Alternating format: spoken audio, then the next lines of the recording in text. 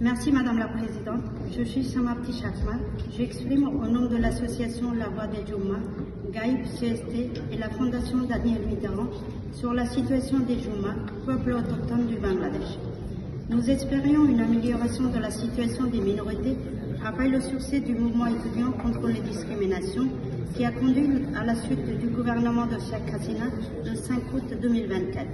Cependant, le 19 septembre dernier, à la suite du meurtre présumé d'un colon bengali dans les Chilangiri Tracts, une vague de violence a été déclenchée contre les Djouma. Ces peuples regroupent 11 ethnies historiquement marginalisées. Ces attaques ont provoqué la mort d'au moins 4 autochtones à Khagrasuri, Rangamati, blessé des dizaines de personnes et entraîné la destruction ou le pillage des centaines de commerces, propriétés et de temples bouddhistes. Ces violations sont restées invisibles pour la communauté nationale et internationale, faute de couverture médiatique. Les médias nationaux ont effectivement largement ignoré ces exactions. En revanche, nous avons été diffamés sur les réseaux sociaux qui n'ont cessé d'alimenter les tensions.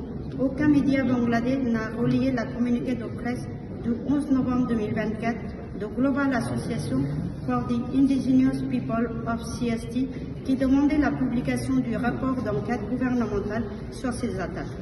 Enfin, les plateformes de services de vérification de l'information du Bangladesh ont volontairement ciblé les publications des minorités pour manipuler l'opinion publique.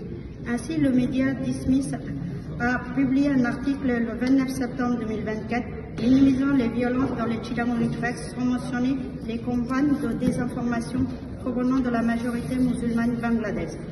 Aussi, nous appelons à la mise en œuvre complète et rapide de l'accord des CHT du 2 décembre 1997 à une régularisation